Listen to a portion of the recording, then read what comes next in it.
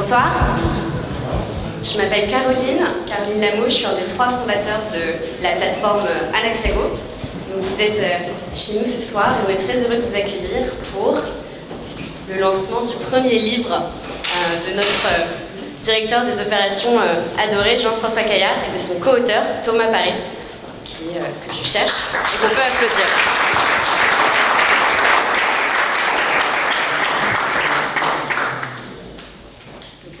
Jean-François, je te laisse la parole pour dire un petit mot et célébrer ce lancement. On est extrêmement heureux et impressionnés de vous accueillir ce soir. Merci de nous avoir fait l'honneur.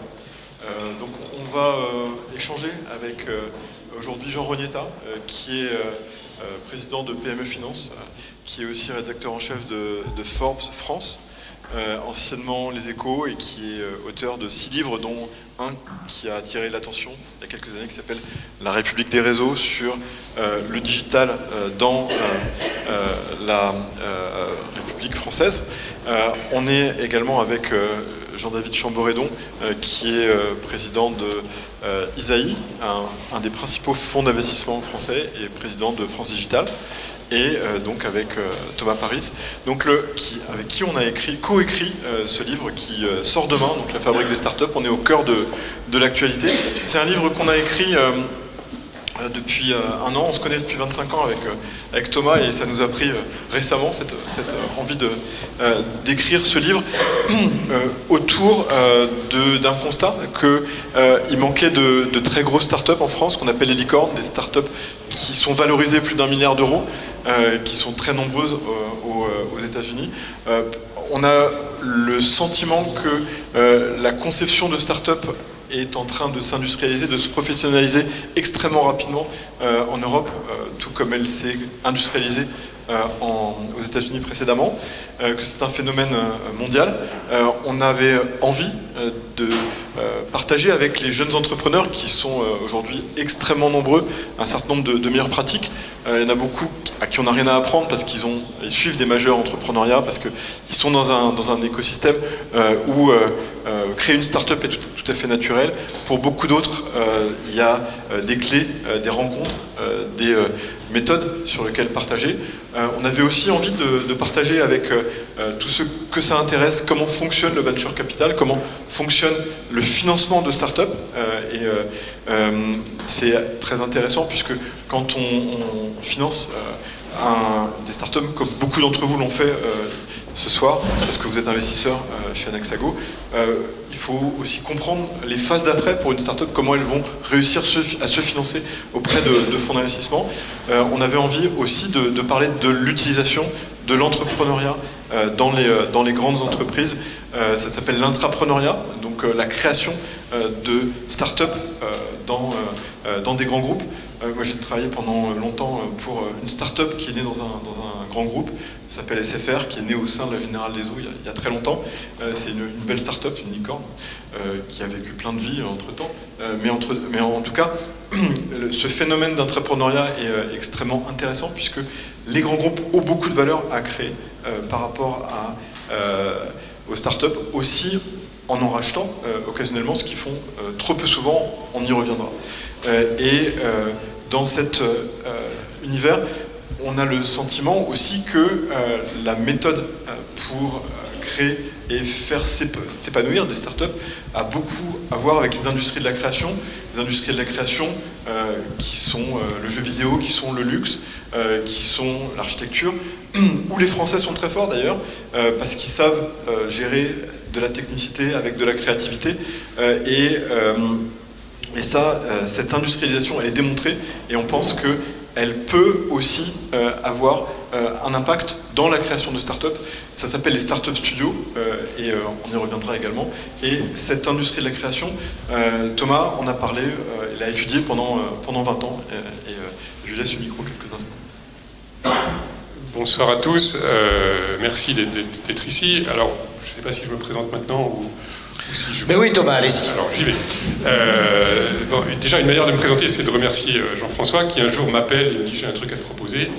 Et il me dit « écoute, j'ai envie d'écrire un bouquin, est-ce que, 1, tu trouves ça intéressant, et 2, est-ce que tu as envie de faire ça avec moi ?» Je me dis, tiens, bizarre, je trouve l'idée tout à fait pertinente, je trouve que ça fait sens, et pourquoi il me propose ça, c'est assez étrange. Alors pourquoi je me suis posé cette question? Parce que moi je suis chercheur et je travaille principalement sur les industries de la création. Je suis professeur aussi à HEC où j'enseigne sur ces questions-là. Sur ces questions, ça veut dire comment on arrive à organiser, gérer, manager des entreprises qui sont confrontées à cette problématique de créer. Créer en architecture, en design, Jean-François l'a dit, en musique, dans le cinéma, dans l'édition, dans le parfum, et tous ces domaines qui partagent un certain nombre de caractéristiques. Et par ailleurs, j'ai été confronté aux problématiques d'entrepreneuriat dans ma carrière d'enseignant et un peu dans ma carrière de chercheur. Dans ma carrière d'enseignant, la question qui s'est posée assez vite depuis 20 ans maintenant, c'est comment on forme dans les écoles d'ingénieurs, parce que j'ai commencé à enseigner dans une école d'ingénieurs, puis dans les écoles de commerce, à l'entrepreneuriat, ce qui est une vraie difficulté. C'est-à-dire qu'est-ce qu'on peut enseigner, c'est pas évident, c'est un état d'esprit, c'est une culture. Et donc tout ça pour arriver à cette conclusion que oui, il y a vraiment des points communs très très évident entre ce qui se passe dans les industries de la création, la manière dont elles se structurent, et les industries de la création, c'est des talents, donc des individus avec des caractéristiques un peu particulières qu'on n'arrive pas forcément à identifier, qu'on ne sait pas forcément accompagner, former, et c'est des process. Et donc c'est cette dimension-là, cette conviction-là, que Jean-François a touché quand il m'a proposé ça. Et donc j'ai décidé de partir avec lui sur ce projet. Il a été largement moteur, hein, c'est avant tout son projet. Et j'en profite pour le remercier de m'avoir invité à participer à cette belle aventure. Bon, donc pour ma part, je suis, paraît-il, journaliste depuis le siècle dernier et je préside une association d'entrepreneurs et d'investisseurs qui s'appellera dans 15 jours Europe Entrepreneur. PME Finance, c'est un truc du passé, ça fait le PEA, PME, des choses parfois utiles. Je crois même avoir travaillé avec Anaxago à la libéralisation du crowdfunding, mais c'était il y a très longtemps. Aujourd'hui, plus concrètement, je me retrouve à lire depuis les premières étapes du manuscrit ce qui est le bréviaire de la fabrication de licornes, ou du moins de start-up, avec 2 intervenants sur une table ronde qui se sont présentés et un qui ne l'a pas encore fait, Jean-David. Tu es le seul qui a signé un contrat d'investissement de venture dans une start-up, c'est-à-dire dans une start-up valorisée plus d'1 milliard de dollars. Jean-David Chamboredon. Oui, donc moi je m'appelle Jean-David Chamboredon, je suis cofondateur et président de Isaïe. Isaïe est le plus gros fonds d'entrepreneurs en France. Quand on dit entrepreneur, c'est que l'argent que je gère vient pour majorité d'entrepreneurs. J'ai à peu près 200 entrepreneurs qui ont apporté à peu près 200 millions à Isaïe, et on a trouvé une centaine de millions autres auprès d'institutionnels. Là, donc ça c'est mon premier job qui m'occupe j'ai 5 jours par semaine, on va dire. Et j'ai un deuxième job qui m'occupe un 6e jour, c'est je suis coprésident de France Digital, association qu'on a créée en 2012 en prévision de l'alternance politique et l'élection de François Hollande, pour que l'écosystème tech soit représenté auprès des pouvoirs publics, sachant que l'écosystème tech, à cette époque-là, était totalement inconnu des pouvoirs publics, et qu'on considérait qu'on n'avait personne pour nous représenter. Et c'est de France Digital qu'est né le mouvement des pigeons, qui a finalement créé une relation entre l'écosystème tech et les pouvoirs publics, et depuis, on continue à faire avancer le schmilblick autant qu'on le peut. Alors on a eu des périodes assez fastes avec Fleur Pellerin, qui d'ailleurs depuis a rejoint le board de France Digital, ou quand Macron était à l'économie, où on a fait pas mal de choses. C'est plus dur depuis qu'il est président, si vous avez remarqué ça. Voilà, mais ça m'occupe mon 6e jour par semaine.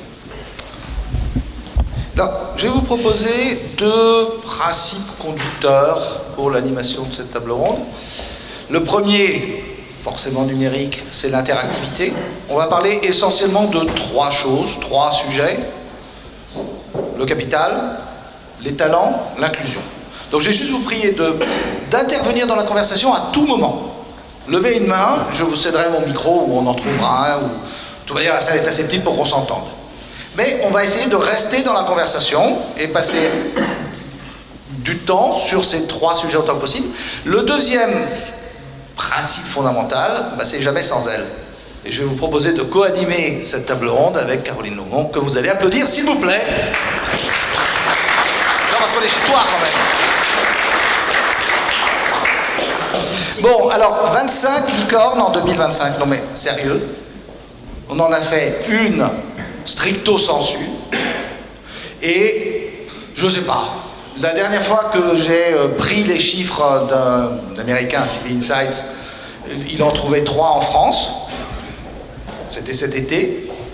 Alors, chaque fois que j'annonce ça, on me vole dans les plumes, on me dit non, il y en a 4, il y en a 5, je ne sais pas combien il y en a. Et je parie que si je vous demande, on va trouver 3 chiffres différents. Donc, on va s'épargner ça. De toute manière, il y en a extrêmement peu. Selon CB Insights, août 2018, il y en avait 30 en Europe, dont 15 en Grande-Bretagne. Ça veut dire que dans le post-Brexit, il y a 15 startups dans toute l'Europe, soit à peu près autant qu'en Israël, si ma mémoire est bonne, contre 120 aux États-Unis, 119 et une au Canada, et une centaine en Asie, principalement en Chine. Si on regarde les valeurs totales cumulées, la valeur des 15 européennes est inférieure à Airbnb, tout seul, ou Didi.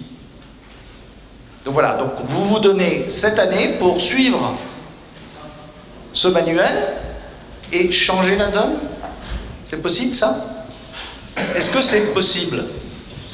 Involontaire.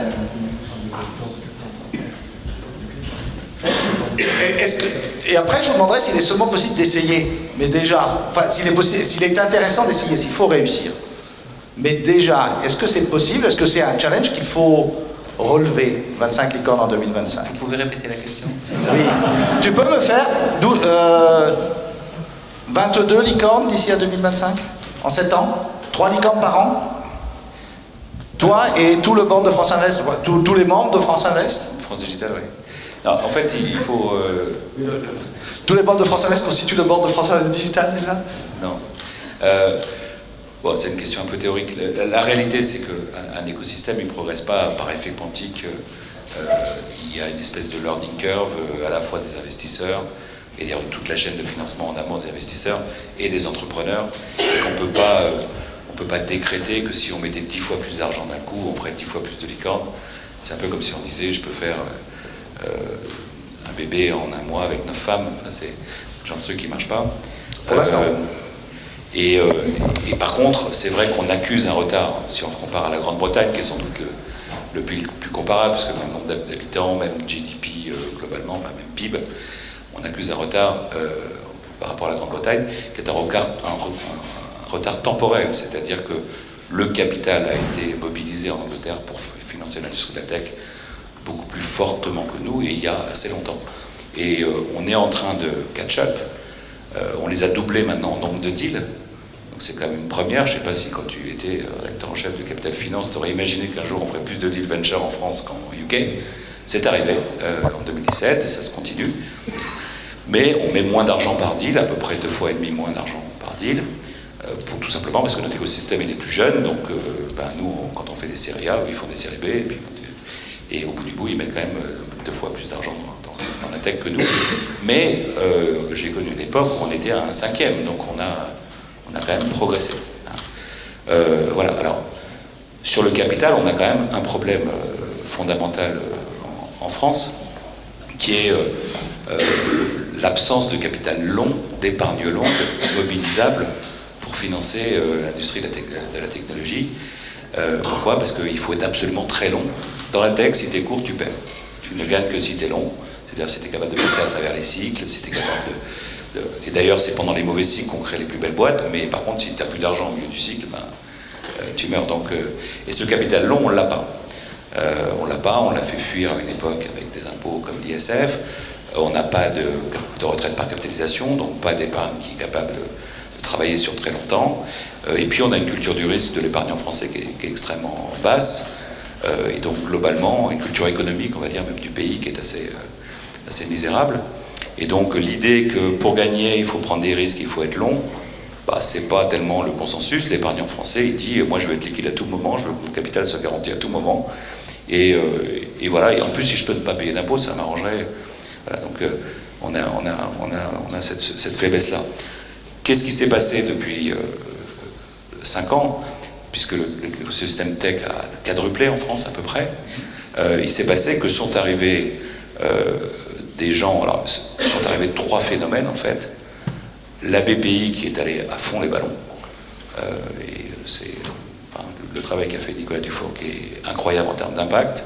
Il s'est mis sur tous les fronts, l'amorçage, le fonds de fonds, le large venture, énormément de mobilisation. Les étrangers sont revenus au moment où Criteo a fait son IPO. Il faut savoir qu'ils avaient totalement disparu. Et puis l'IPO de Criteo, ils ont dit quand même, c'est marrant, ce pays communiste où ils taxent tout à 75%, ils arrivent à faire une IPO à 2 milliards. Peut-être qu'on fasse un stop à Paris. Donc ils sont revenus. Et puis ils ont refait des deals. Et puis il se trouve que 60% des deals de plus de 10 millions en France sont lidés par des investisseurs anglo-saxons. Toujours pas d'argent français. Et puis les corporates s'y sont mis. Ils ont découvert en 2015 ou 16 que l'Internet existait, que ça pouvait marcher, qu'il y avait des choses qui allaient peut-être les disrupter, etc. Donc ces trois phénomènes ont fait qu'on a réussi à faire grossir la masse de capital disponible en France. Il faut faire très attention, ce capital, il n'est pas long. D'accord ? Ce que je viens de décrire. La BPI, elle est le fait d'une volonté politique qui peut changer. Et surtout, c'est que la BPI est contrainte par la présence d'investisseurs privés en face. Oui, absolument. En 2007, en 2008-2009... Elle a un quota, elle ne peut pas, avec l'Europe, dépasser un certain montant de détention des actifs, parce que sinon on est dans un modèle complètement public. On nationalise les PME. Voilà. Les internationaux, il ne suffit de pas grand-chose pour qu'ils se retirent, notamment s'il y a un gros retournement de cycle, chacun rentre chez soi et chacun se dit, voilà, le stop à Paris que je faisais tous les mois, je vais plus le faire.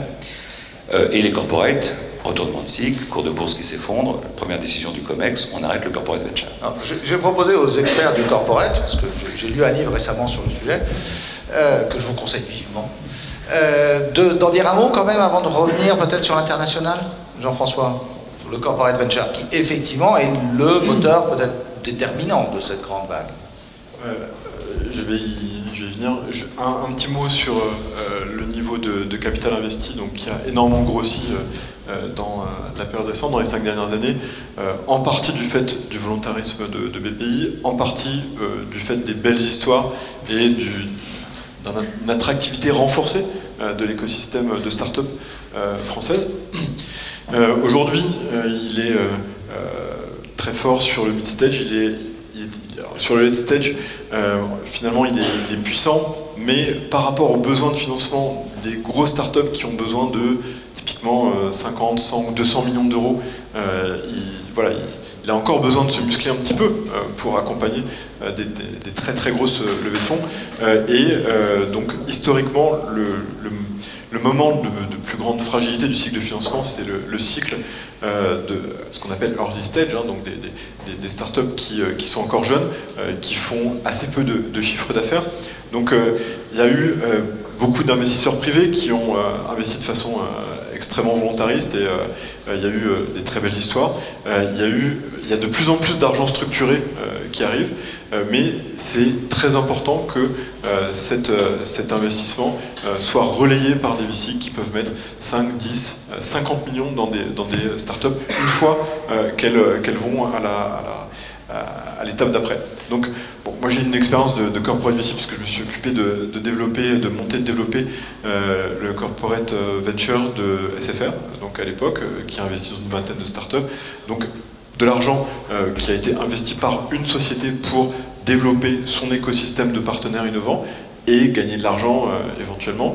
Et ça a marché dans des sociétés comme Digitic, par exemple, qui fait de la billetterie dématérialisée et qui a beaucoup servi SFR à se développer à l'époque. Donc aujourd'hui, le corporate venture est présent dans un deal sur 5 aux États-Unis et c'est en train de monter de façon extrêmement forte en Europe. Effectivement, ce sont des investisseurs entreprises qui mettent de l'argent, évidemment pour en gagner à la fin, mais aussi pour favoriser des partenaires qui vont leur permettre de se développer, d'innover plus vite ou de générer des débouchés pour leurs produits. Donc il s'est structuré, il a une certaine pérennité puisque c'est de l'argent qui n'a pas besoin de revenir à l'investisseur au bout d'un temps donné, mais qui, comme le disait Jean-David, peut être victime de cycles à l'intérieur même des entreprises qui changent de politique. Voilà.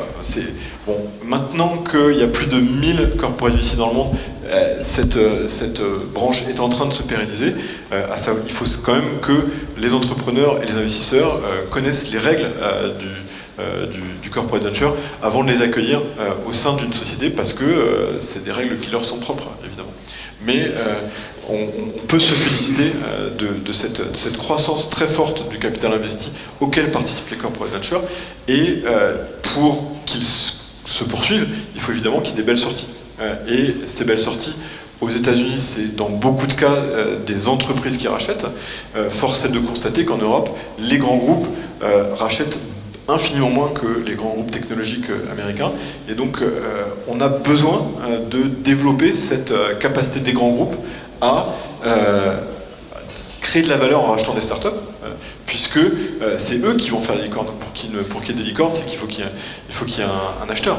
Et même, il faut mieux qu'il y en ait plusieurs pour que les startups voilà, soient valorisées. donc on a le rôle des grands groupes pour mettre de l'argent dans les fonds, ou pour financer directement des startups, le rôle des grands groupes pour les acheter, et entre les deux, tout le passage, toute la feuille de route que vous déroulez sur l'intrapreneuriat, les start-up studios. Alors peut-être Thomas plutôt que Jean-François, je ne sais pas comment vous voulez vous répartir, vous êtes réparti la plume et vous voulez vous répartir le temps de parole, mais il y a quand même cette idée d'un continuum, c'est-à-dire que je ne sais plus si c'était Fleur Pellerin, mais j'ai entendu un ministre, expliquer que les startups peuvent être les poissons pilotes du grand groupe. Mais ce que j'ai lu et ce que j'entends dans vos paroles, c'est que finalement les grands groupes ont un rôle beaucoup plus structurant dans tout l'écosystème. Peuvent l'avoir, ou devraient l'avoir. C'est en tant que acquéreur potentiel des startups, c'est évidemment un axe qu'il faut connaître de près. Enfin, un des talents du VC, c'est d'investir dans des startups pour lesquelles il y aura des acheteurs.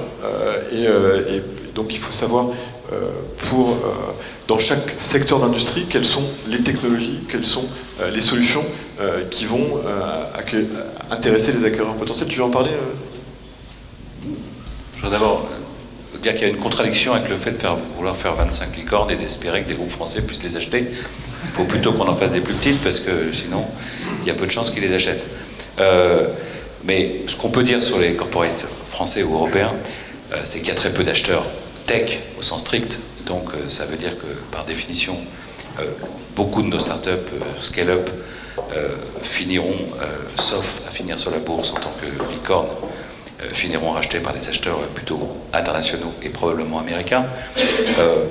Et ce qu'on peut dire des groupes français, c'est que globalement, avant, ils achetaient les moches, maintenant, ils achètent des petites jolies. Ce qui est mieux. Mais ils achètent toujours des petits trucs. Je crois que, moi, ça fait 19 ans que je fais ce métier, donc j'ai une forme de cynisme du vétéran. On a vendu cette année une belle boîte à Carrefour. C'est la première fois que je vendais une boîte à un Français. Et j'ai fait 30 ou 40 sessions dans ma vie. J'ai jamais vendu à des Français. À chaque fois que j'ai mis des Français en concurrence avec des internationaux, les Français bitaient à la moitié du prix. Guess what? Les actionnaires vendaient à l'autre. Parce que 2 fois plus cher, on vend plutôt à celui qui paye 2 fois plus cher. Donc il y a des progrès, ils achètent des jolies boîtes. Avant, ils achetaient les moches qui n'étaient pas chères du tout, que personne ne voulait. Mais il y a encore beaucoup de progrès à faire. Mais est-ce qu'un modèle comme celui des startups israéliennes qui s'internationalisent beaucoup plus vite et serait réplicable Alors, absolument, mais ça ne sera pas pour vendre les boîtes aux Français. C'est pour ça que nous, on a ouvert un bureau à New York en 2015 avec cette idée de faire aller les boîtes beaucoup plus tôt dans leur vie aux États-Unis. Alors, je parle plutôt de boîtes B2B. Faire des boîtes B2C successful aux États-Unis, c'est un petit peu challenging, mais en B2B, c'est faisable. De faire des catégories leaders mondiaux issus d'Europe. Et donc ça veut dire d'aller assez tôt dans la vie. Parce que si on attend trop avant d'aller aux États-Unis, entre-temps, il y a un gros Américain qui grossit sur le marché national, et puis le leader européen qui s'est construit en attaquant l'Italie, l'Espagne, l'Allemagne, l'Angleterre, le Benelux, etc. À la fin, au bout du processus de 7 ans, il est 4 fois plus petit que l'Américain qui avait un marché unifié. Donc il faut aller vite aux États-Unis, et donc on essaye de faire que des boîtes au moment d'une série A, sont déjà présentes aux États-Unis, et on essaie de faire marcher ce truc-là. C'est pas facile, parce que les Américains, ils veulent financer des boîtes qui font déjà du chiffre d'affaires aux États-Unis. Les Européens, ils disent ouais, c'est bien, mais c'est vachement risqué, il faut mettre beaucoup d'argent, on ne sait pas si ça va marcher. Donc c'est pas évident.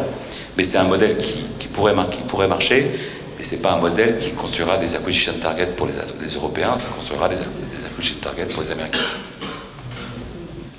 Non, je pense que ce que Jean-David a bien fait dans son portefeuille, c'est effectivement de pousser les startups à aller non seulement regarder le marché américain, s'internationaliser, mais aussi attirer des talents qui ont vraiment la capacité d'amener des startups dans des dimensions supplémentaires, évidemment dans des nouvelles géographies, mais dans des nouvelles compétences. C'est clair que les Américains, parmi leurs 120 licornes, ils ont des milliers, des dizaines de milliers de cadres qui ont déjà fait ce parcours d'amener une start-up de 10 millions à 1 milliard. Et donc c'est des gens qu'il faut savoir écouter, il faut savoir accueillir leurs compétences. Et c'est ça que c'est un des sujets sur lesquels on est encore en faiblesse, que les Israéliens savent très bien faire parce que l'écosystème israélien est très bien plugué sur l'écosystème américain et que Isaïe est pionnier à faire. Alors tu as dit le mot magique, le mot talent.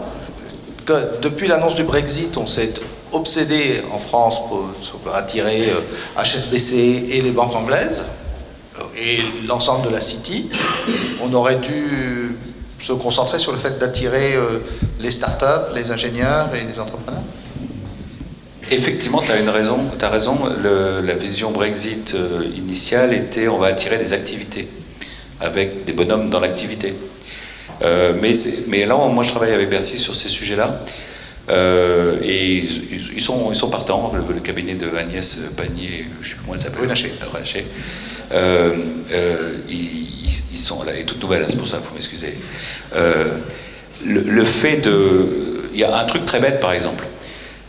Prenez un gars qui est aujourd'hui chez Airbnb avec des RSU, donc actions gratuites de Airbnb, et qui les vendra le jour de l'IPO d'Airbnb. Il est au MIA, au headquarter MIA à Londres.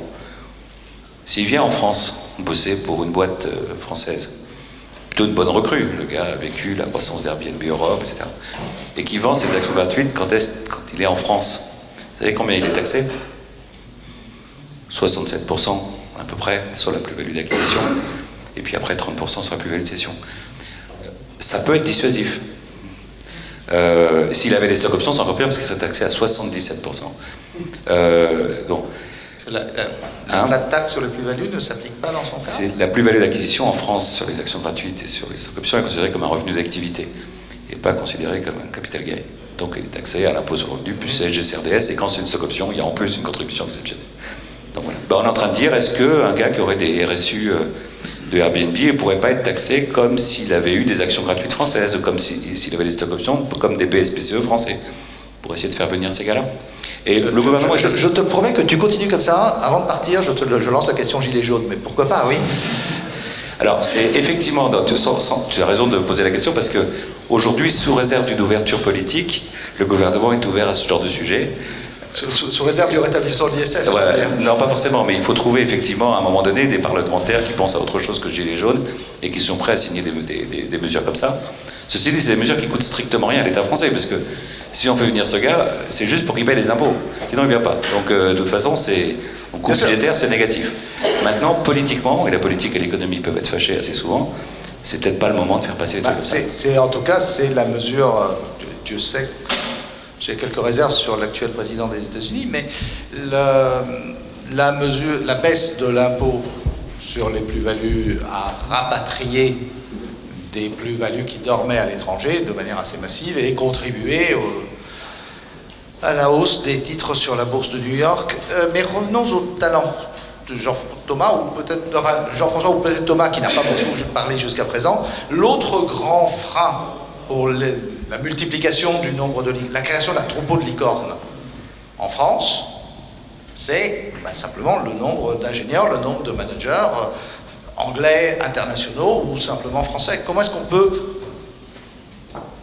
desserrer le frein, tout au moins? Alors effectivement, je n'ai pas beaucoup parlé jusqu'à maintenant, parce que moi mon rôle dans le bouquin, ça a été de faire un pas de côté, donc je vais faire ce même pas de côté.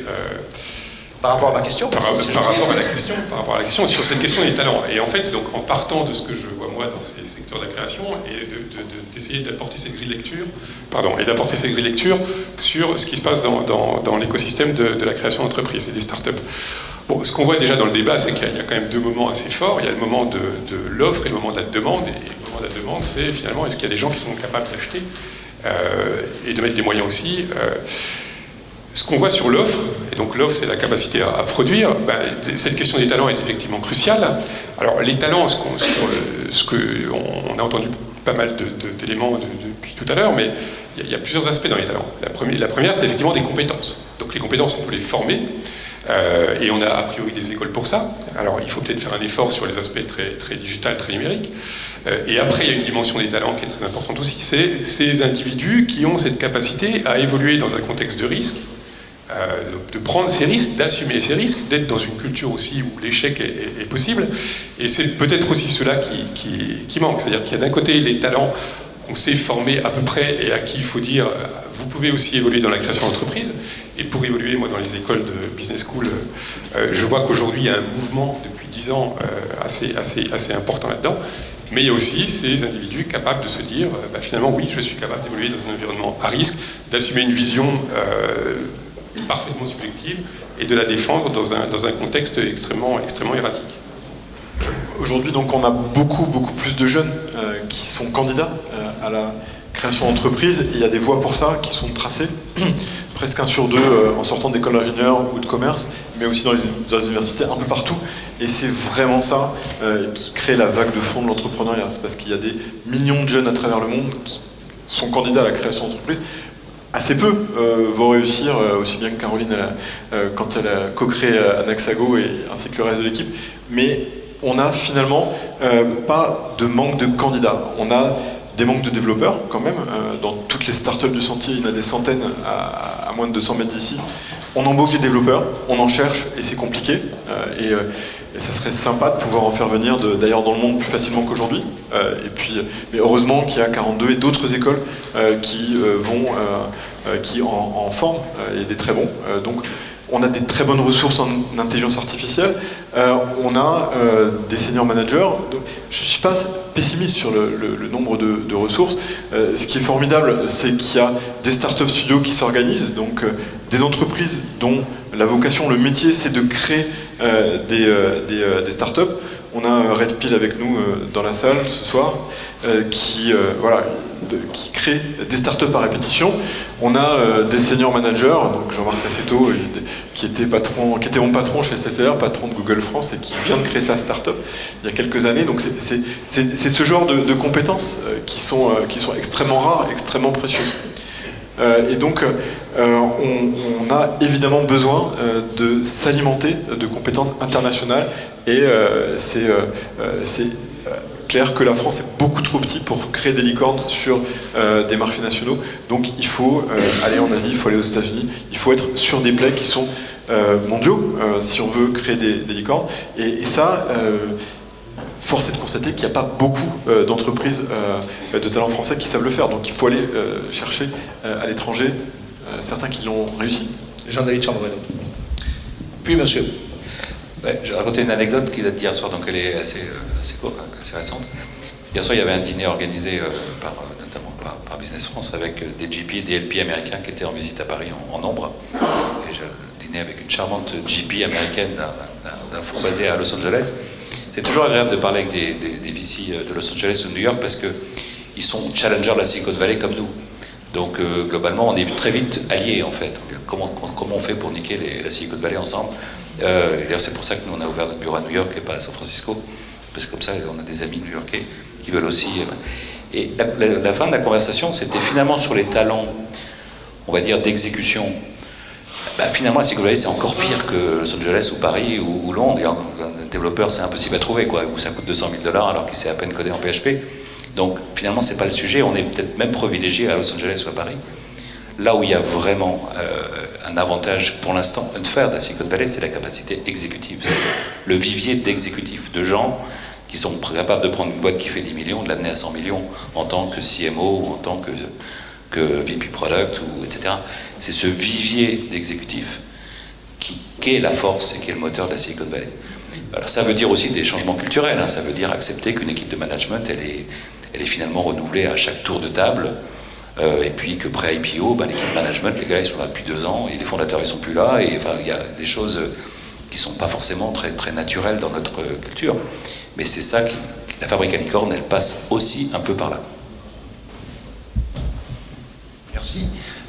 Jean-Pierre Scandella, moi je dirige un cabinet de chasse de tête qui s'appelle Aroman. Et concernant la question sur les talents, je vais vous reposer la question. On peut former des managers, on peut former des développeurs dont tout le monde manque en ce moment partout dans le monde, encore vraiment partout. Est-ce qu'on peut vraiment former des entrepreneurs? Moi je travaille pour un certain nombre d'entrepreneurs qui sont capables, pour certains, d'emmener des entreprises très loin, peut-être pas de faire toujours des licornes. Est-ce qu'on peut vraiment former des entrepreneurs? Moi, je considère qu'en early stage, le principal test que je dois faire sur l'entrepreneur, c'est quelle est sa capacité d'apprentissage. Parce qu'en fait, tout ce qu'il va faire, il va le faire pour la première fois. Donc, si le gars a une learning curve longue, c'est pas possible qu'il y arrive, quoi. Et donc, le sujet de l'entrepreneur, du first-time entrepreneur en tout cas, c'est sa capacité à apprendre très très vite sur tous les sujets, juridique, technique, marketing, whatever. Il découvre, il apprend et machin. Maintenant, ça a quand même une limite, forcément. Et justement, quand on parle de stratégie d'hypercroissance, on se retrouve effectivement à un moment où la learning curve, elle ne résiste pas.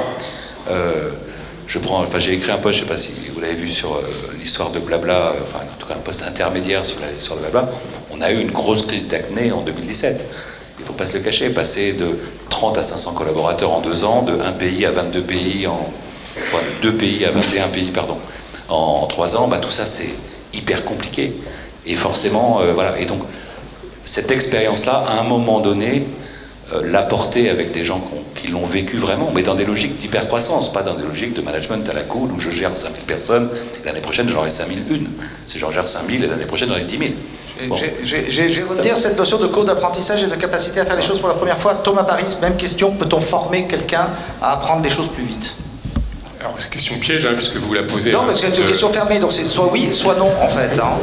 Enfin, oui et non, c'est un peu compliqué. Non, moi, je pense qu'il y a effectivement des caractéristiques propres aux individus, et c'est-à-dire, cette capacité d'apprentissage, et 2, et j'insiste là-dessus, c'est cette aisance dans un environnement complètement risqué, où on ne fait confiance parfois qu'à sa subjectivité, sans aucun repère rationnel, et où on est capable d'emmener des équipes en faisant confiance à une vision... sur laquelle on n'est pas capable d'argumenter rationnellement. Donc ça c'est sans doute des compétences qui sont propres aux individus. Les former, c'est pas forcément facile. Par contre, les révéler, oui, ça l'est un peu plus. Et c'est là que les écoles peuvent avoir un rôle à jouer, mais aussi l'ensemble de l'écosystème. Donc, chez Numa, j'avais co-organisé une promotion de lycéens autour de la création d'entreprise. C'était un stage de 2 semaines, et c'est absolument incroyable, sur une promotion de 16 jeunes qui avaient entre 16 et 18 ans. Il y en a 5 qui ont littéralement mordu à l'hameçon et qui, 1 an et demi après, sont à fond et sont en train de faire quelque chose. Donc on peut former, je sais pas, mais en tout cas on peut révéler ceux pour qui il y a vraiment une propension à le faire, quoi. Caroline, il paraît que tu as organisé 400 débats ces 4 derniers jours, donc a priori l'animation de la fin du débat ne devrait pas trop tester ta courbe d'apprentissage, mais je vais quand même me permettre de lancer la dernière question avant et je vous prie de m'en excuser de voir disparaître. Parce que moi, il me semble que, j'ai préannoncé tout à l'heure, c'est un peu plus fort que moi, il y a quand même un frein dont on n'a pas parlé, dont je pense, mais peut-être que je me trompe et qu'on reviendrait à des questions plus économiques, dont il serait une erreur de ne pas parler. Et c'est, on va appeler ça le risque politique. C'est-à-dire tous ceux dont vous avez parlé procèdent d'une culture de marché ouvert, intégré, où à partir d'un certain niveau, ceux qui sont intégrés ou qui maîtrisent les clés du nouvel entrepreneuriat peuvent aller s'établir un peu partout dans le monde et bénéficient d'une liberté de circulation des capitaux, des biens et même des hommes. Celle-ci est remise en cause doublement par, on va dire, l'évolution du commerce international et particulièrement la politique américaine, et elle est remise directement en cause par les électorats. Il me semble que les gilets jaunes, qui obsèdent tellement les parlementaires, et pas seulement les parlementaires, Jean-David, rendent de plus en plus difficile d'expliquer ce que tu as expliqué. C'est-à-dire que si on taxe un professionnel venu de l'étranger au taux marginal de l'impôt sur le revenu, plus la CSG-CRDS, plus une contribution supplémentaire sur les stocks options, parce qu'il faut bien, et qu'on est en France merde, il ne viendra pas. Et donc en baissant le taux, on obtient plus d'argent, mais ça, on ne peut plus l'expliquer aujourd'hui à la télévision. Du tout. Et or, tu vois, de Génération Pigeon, qui est le livre que tu as écrit, Jean-David, il y a quelques années, à Génération Gilet Jaune, il y a une remise en cause de ce modèle, qui est le vôtre, qui est le mien, qui est, je crois, le nôtre à tous. Et je regrette beaucoup de ne pas écouter vos réponses. Mesdames et messieurs, Caroline, c'est à toi. Et Jean-David, hop là. Merci beaucoup. Je pense qu'on peut t'applaudir pour...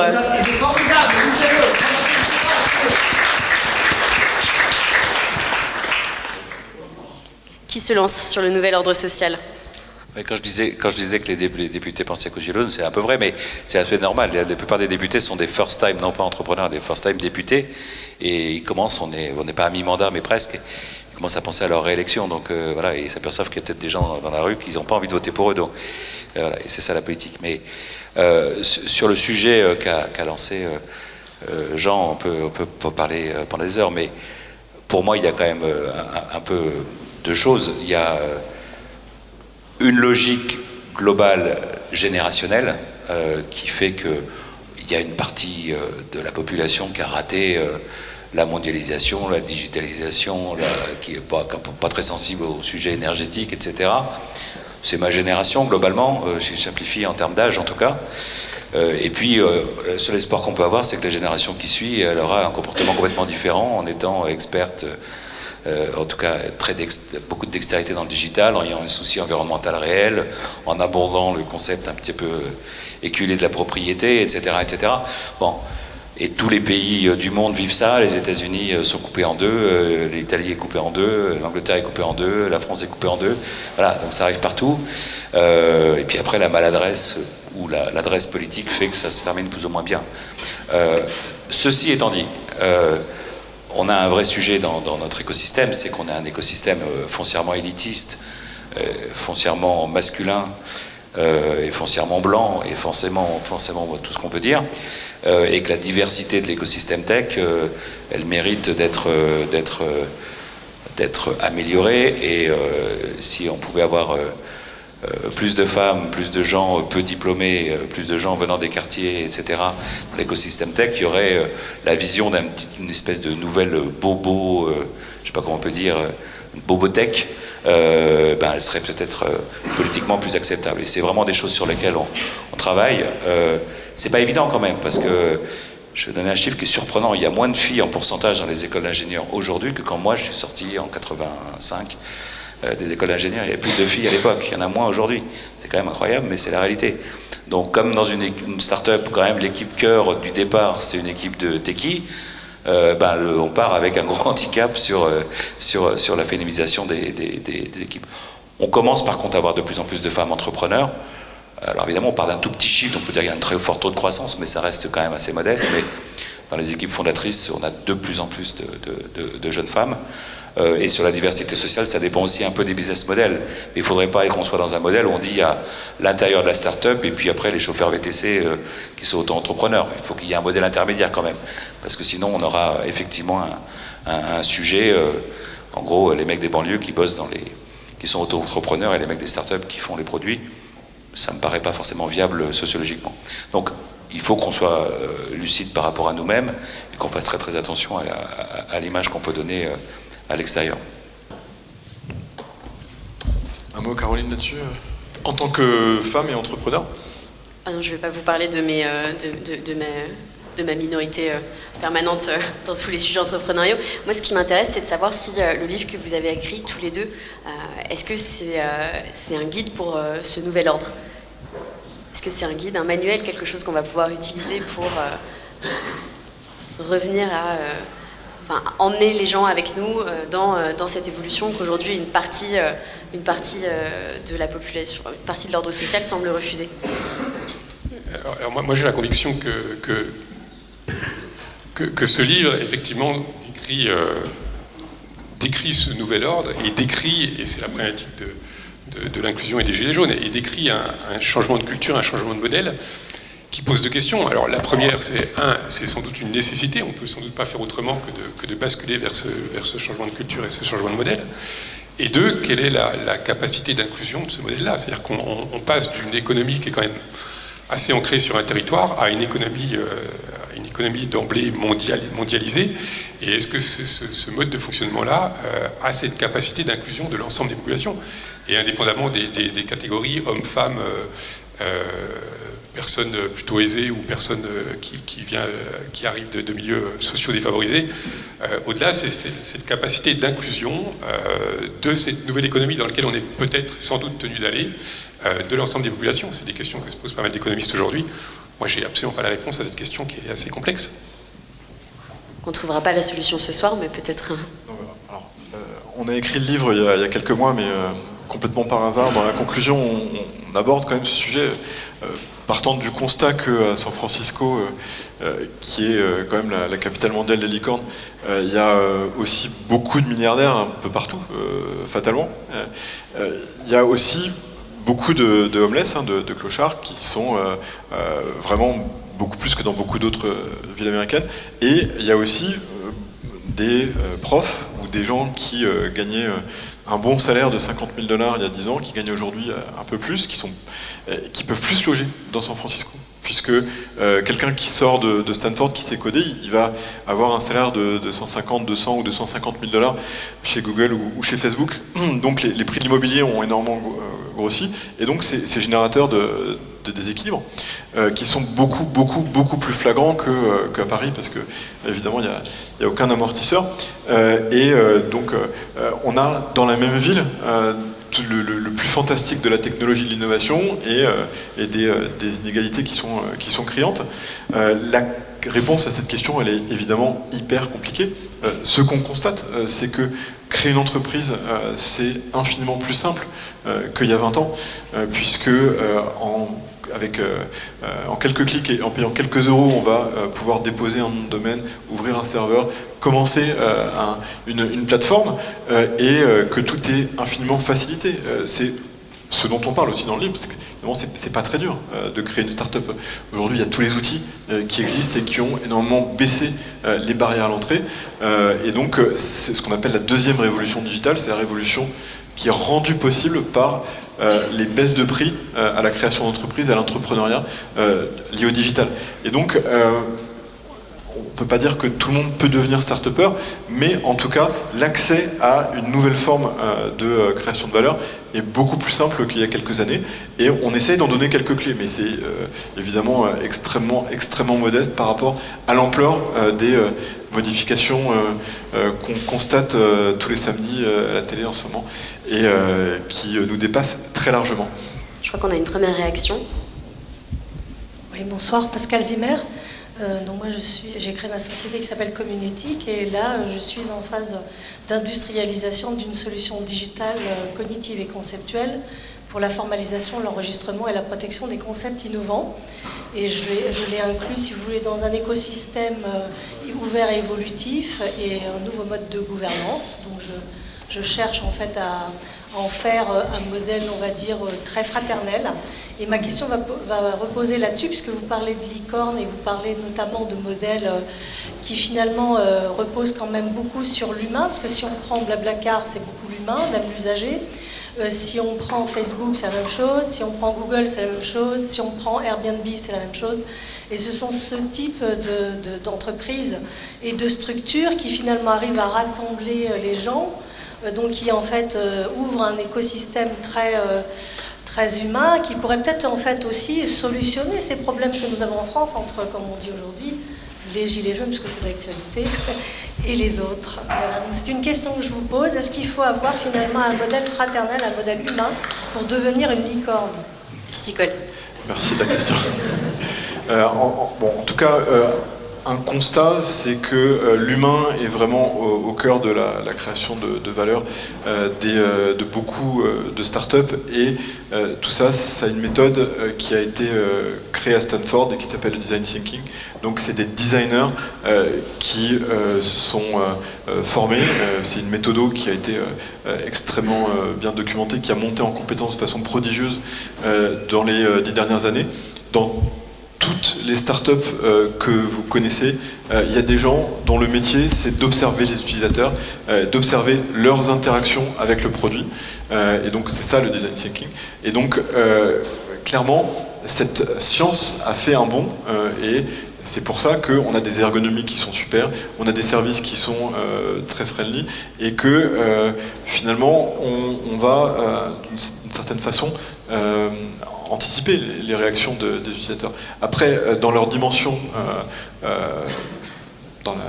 quand on prend un peu de hauteur, est-ce que l'impact des applications des startups dans leur environnement large est pris en compte? Aujourd'hui, force est de constater que c'est de façon extrêmement insuffisante. Et c'est une question à laquelle moi, j'ai pas la réponse en tout cas. Ce qu'on peut dire d'abord, c'est qu'il y a des licornes qui ont des ADN différents dans ce point de vue-là.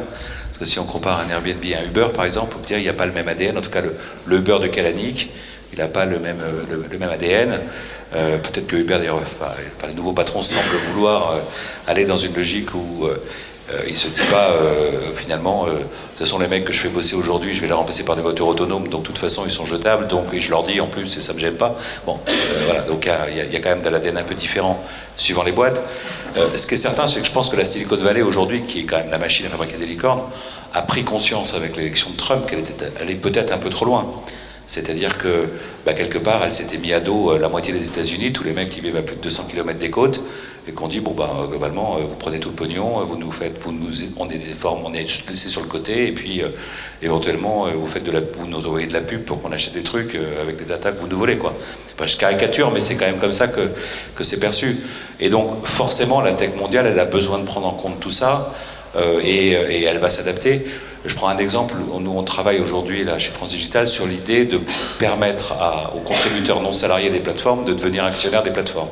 C'est un exemple, je pense que les premières boîtes qui le feront pourront le faire en début d'année prochaine, en tout cas je l'espère.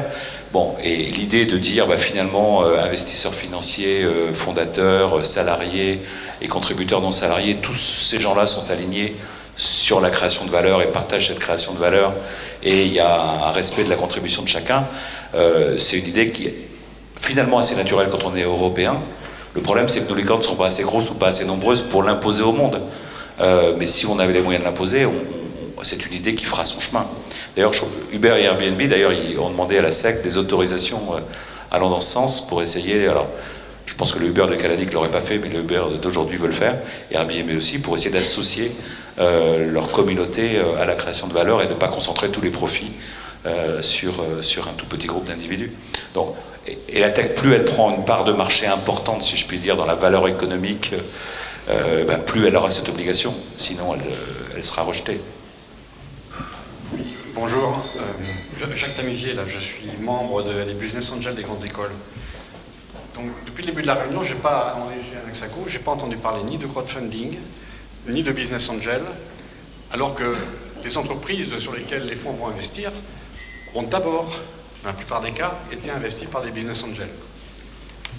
Alors, une mesure a été prise récemment qui est finalement de diminuer fortement les avantages fiscaux pour les investisseurs, qui étaient des gens qui payaient un peu l'ISF. Maintenant, c'est une mesure sur l'impôt sur le revenu. Mais c'est très modéré, les investissements qu'on peut faire. Et alors, probablement, les fonds ne vont pas le voir avant 5 ans, ça. Parce que les entreprises qui ont été financées, les business angels, quand elles marchent bien, ils mettent un deuxième tour, un troisième tour. Puis ces entreprises vont arriver jusqu'au fonds pour leur financement. Mais beaucoup de petites entreprises qui ont peut-être vocation à devenir des licornes ne seront peut-être pas financées. Nous, à Badge, on a financé une entreprise, alors c'est dans le domaine de la médical, une entreprise qui peut-être va être une licorne, Et le président de cette entreprise a clairement dit que sans un family office qu'il avait financé et sans les business angels, c'est-à-dire business angels dans ce cas du Finistère, et de badge, il n'existerait pas. Le gars, il serait revenu à faire ses études au CNRS. Voilà. Donc, j'ai l'impression qu'il y a quelques choix récents qui ne vont pas favoriser le développement, l'arrivée à maturité de sociétés qui pourraient devenir des licornes. Alors, je vais parler que du secteur du digital parce que je ne monitore que ce secteur et il y a d'autres secteurs et les angels peuvent être présents dans d'autres secteurs que le digital. Si on prend aujourd'hui le bilan de la suppression de la transformation de l'ISF en IFI et son corollaire qui est la suppression de l'ISF PME, le bilan est, ça va vous surprendre, mais il est extraordinairement positif. Et la raison est très très simple, c'est que la part de marché des business angels qui sont des serial entrepreneurs et des tech entrepreneurs est de l'ordre de 80% dans le monde du digital. Et ces gens-là étaient sous la contrainte de choses assez compliquées qui étaient la séparation entre leur patrimoine professionnel et leur patrimoine patrimonial, si je puis dire. Et donc avaient des liquidités qui étaient tout simplement coincées et non investissables. Le seul qui l'a rendu public, c'est Marc Simoncini, donc je peux le citer.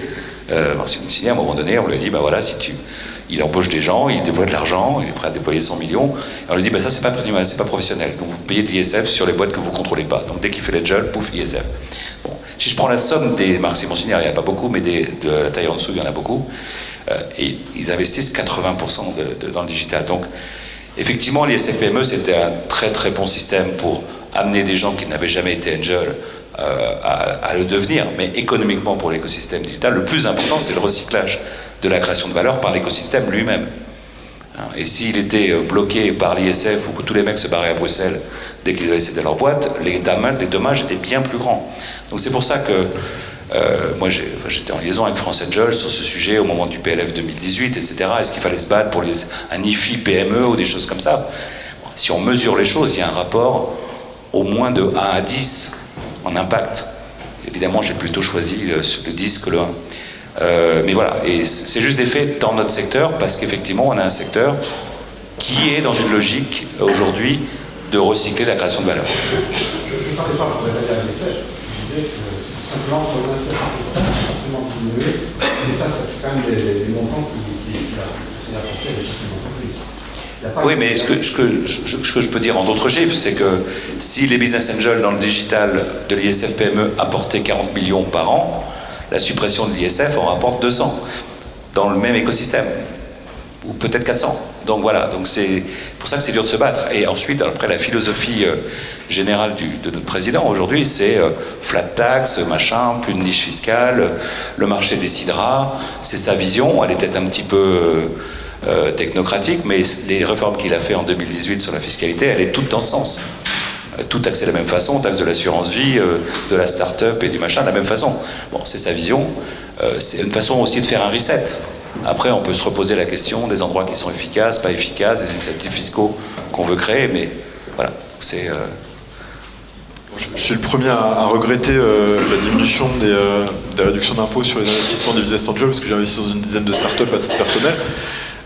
Force est de constater qu'aux États-Unis, où il y a 10, 100 fois, peut-être 1000 fois plus de business angels qu'en France, mine de rien, le nombre de business angels en France, c'est de quelques milliers, et donc quelques milliers déjà dans la communauté Anaxago, et c'est vraiment très fort ce que la communauté Anaxago accomplit ensemble en finançant déjà plus de 60 startups. Ce qui va la faire passer à la dimension supérieure, c'est la réussite des startups financées. Ce qui fait qu'il y a plus d'1 million de business angels aux États-Unis, c'est parce qu'il y en a beaucoup qui ont bien réussi. C'est le fait qu'il y ait des startups qui est effectivement des licornes. Et donc la question qu'on traite ce soir, elle est fondamentale pour développer finalement la volonté des investisseurs individuels à financer des startups. Et ce volontarisme, il est absolument clé pour l'économie. Juste rajouter un point pour esprit d'escalier, mais si on raisonne sur des incentives fiscaux de type business angel, investissement direct dans les startups ou les PME, en fait, peut-être que l'idée de l'avantage fiscal à l'entrée n'est pas la bonne idée. En fait, c'est sans doute pour ça qu'il n'a pas résisté à cette réforme, en tout cas sur l'ISF. Peut-être que l'idée d'un avantage fiscal à la sortie a plus de sens, c'est-à-dire qu'en gros, l'État vous donnerait un crédit d'impôt si vous avez perdu de l'argent, mais pas si vous avez gagné. Et donc, il amortirait votre risque. Et peut-être que c'est beaucoup plus vertueux en réalité, parce que les gens, ils n'ont pas envie de perdre, donc ils feraient des bons investissements, puis quand ils perdent, il y aura un petit amortisseur, et il y aurait peut-être quelque chose à créer. Et peut-être que ça peut redevenir politiquement correct. Laurent Ferry, c'est parce que vous parliez tout à l'heure de talent, mais parfois, justement, pour arriver à créer ces 25 licornes d'ici 2025, ça veut dire qu'il va falloir trouver des nouvelles idées, des besoins qui n'ont pas été pourvus pour arriver à donner des services qui correspondent à quelque chose. Donc ça veut dire qu'on sort du cadre. Et aujourd'hui, quand on sort du cadre, c'est-à-dire qu'on va apprendre des choses qui ne sont pas dans les livres, qui ne sont pas dans les programmes, qui ne sont enseignés nulle part. Et comment on les valorise si, par exemple, on a participé à des créations de sociétés, que ça n'a pas marché pour des raisons financières, le business model n'était pas forcément là au niveau économique, même s'il y avait un intérêt du public, comment on le valorise après? Comment on arrive effectivement aussi à toujours être dans cet univers numérique et apporter des idées ou se valoriser soi-même. Une des grandes leçons des méthodologies d'entrepreneuriat qui s'appelle Lean Startup, qui s'appelle Blue Ocean ou d'autres, c'est que les startups qui marchent résolvent des problèmes. Et résolvent des problèmes dans des dimensions différentes, décalées. Donc, parfois on dit disruption. C'est vrai que les startups sont extrêmement créatives et qu'il faut aussi avoir le courage de financer des idées en rupture. Quand Jean-David a financé Blablacar en 2010, c'était très courageux parce que la communauté était très faible. On avait une super équipe dirigée par Frédéric Mazella, mais le succès que vous connaissez aujourd'hui, on était extrêmement loin, quoi. Donc la question c'est comment est-ce que vont émerger des gens qui résolvent des problèmes de façon extrêmement disruptive. C'est une extrêmement bonne question. Il y a des nouvelles méthodes de résolution de problèmes grâce à l'intelligence artificielle, qui est un mot galvaudé, mais qui veut dire qu'on sait traiter des problèmes de façon différente d'il y a quelques années.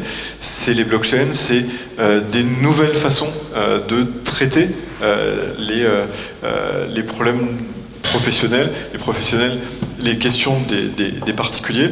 Voilà, c'est des millions d'entrepreneurs qui sont à la recherche de problèmes et de nouvelles méthodes pour y parvenir. C'est le cœur de la question ce soir. Et c'est une question à laquelle personne n'a une réponse absolument parfaite.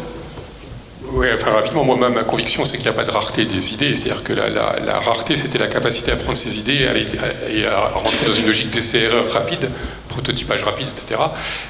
Tout cet écosystème qui se construit permet ça aujourd'hui. Après, la question sous-jacente, c'est effectivement la question culturelle, c'est-à-dire dans quelle mesure, à partir du moment où on dit qu'on peut tester des idées, il y a un taux d'échec qui est normal, dans quelle mesure on peut accepter ça culturellement, et donc c'est toute la question de la culture qui a été soulevée tout à l'heure. Je voulais dire exactement ça, c'est que on voit d'ailleurs un phénomène, là on commence à voir la nouvelle génération d'entrepreneurs, donc celle qu'on va dire qu'à moins de 30 ans pour simplifier, qui est dans un attachement temporel un peu différent à l'entreprise qui crée, et que si ça ne marche pas, ben finalement on peut tourner la page, et on voit des logiques d'ailleurs de startups qui sont récupérées par d'autres startups et qui sont finalement des entreprises qui étaient des espèces de features, qui n'avaient pas d'existence standalone possible, mais agréger autre chose peut avoir du sens. Et je veux dire, l'entrepreneur qui a plutôt plus de 40 ans, lui, il disait ma feature, je vais l'amener jusqu'au bout et le fail est impossible, et il y avait une espèce d'entêtement qui pouvait finalement devenir toxique, quoi. Et j'ai l'impression que cette capacité à accepter l'échec en disant de toute façon je perds mon temps à m'entêter, donc j'ai créé un actif, ok, je le cède à quelqu'un, puis je vais aller en créer un autre, est en train d'arriver dans la nouvelle génération d'entrepreneurs, et c'est sans doute cette vision un peu darwinienne de l'écosystème digital qui le fait grandir et qui le fait progresser, quoi. Et donc c'est une acceptation du risque et de l'échec, et une acceptation de l'échec, voire même de l'échec comme un milestone permettant d'aller faire autre chose, etc., etc. Qui est clairement la culture dominante dans la Silicon Valley, hein. Le gars il dit j'ai lancé 3 boîtes, je les ai plantées toutes les 3, il est vraiment fier, il dit bah, j'en ai fait 3 quand même, donc je suis super expérimenté. Hein. Et donc dans cette logique de recherche de problèmes, il y a une certaine industrialisation qui est en train de se mettre en place. Effectivement, dans la Silicon Valley, il y a cette logique qui est extrêmement systématique. Il y a des startup studios qui vont chercher dans un domaine spécifique tous les problèmes qui restent à résoudre et vont aller mobiliser les solutions technologiques qui pourraient être utilisées pour le faire.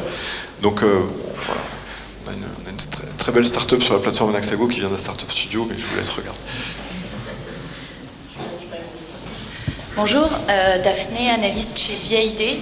Il y a quelque chose qui m'interpelle beaucoup quand on parle des licornes, c'est que bon, la valorisation, en fait, on considère que ça correspond à la création de valeur, et on parle très peu souvent finalement de la profitabilité, alors qu'en fait les licornes sont rares, mais les licornes profitables sont encore plus rares.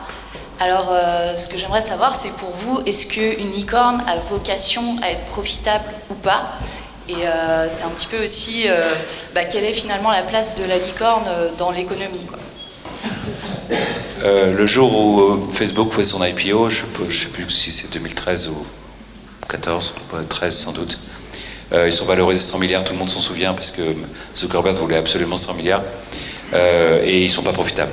Okay, et donc, énormément de gens s'émeuvent en disant vraiment une boîte qui n'est pas profitable vaut 100 milliards. Aujourd'hui, combien vaut Facebook et combien de profit fait Facebook? Ils valent 400 milliards et ils font 50% des d'EBITDA, donc ils sont ultra profitables. Pourquoi? Parce qu'il y a un moment où la logique, c'est l'hypercroissance n'est finançable que par des pertes, et puis à un moment donné, je révèle un modèle à maturité qui est foncièrement extraordinairement rentable, en tout cas c'est le cas de Facebook, mais évidemment ma croissance elle est plus à 100%, elle est plus basse.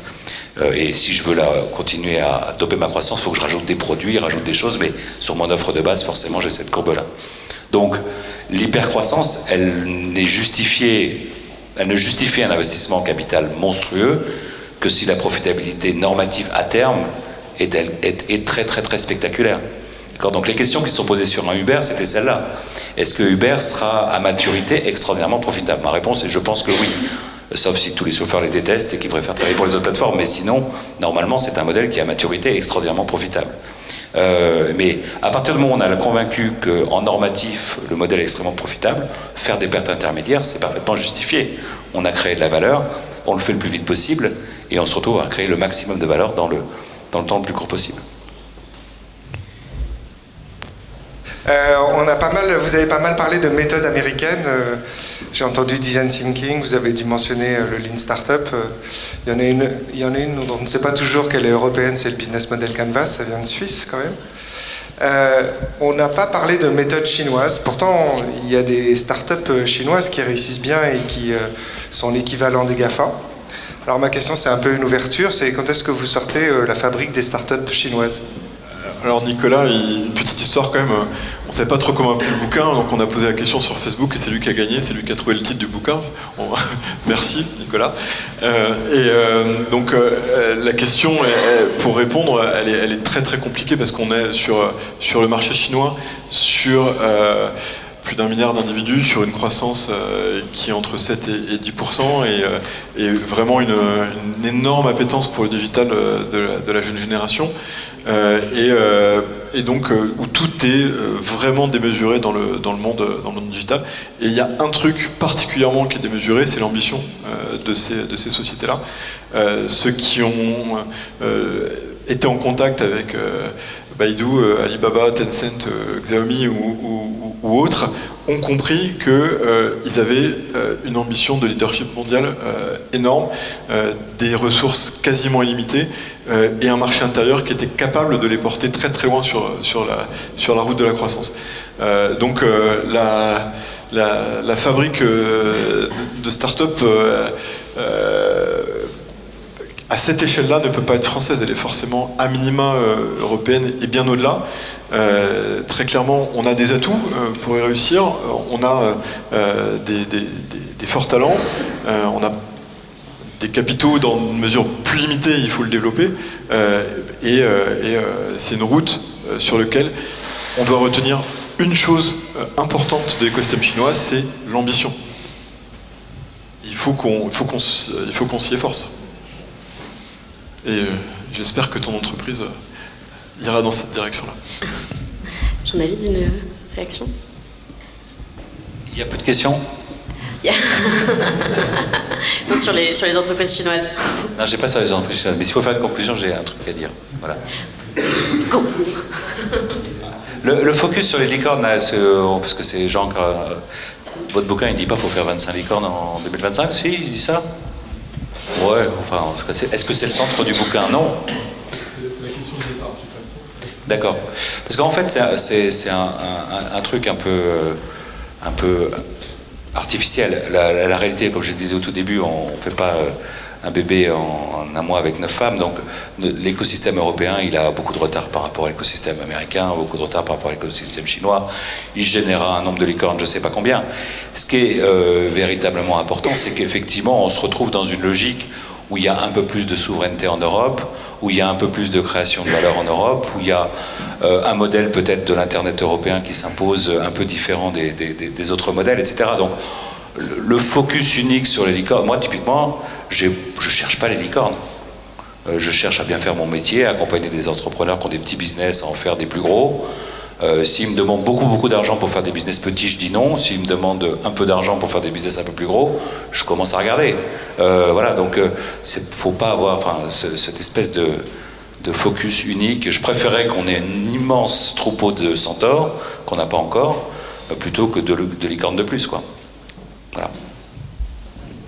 Effectivement, je pense que c'est une belle conclusion. Jean-David, Jean-François, Thomas, merci beaucoup pour votre input. Merci à tous.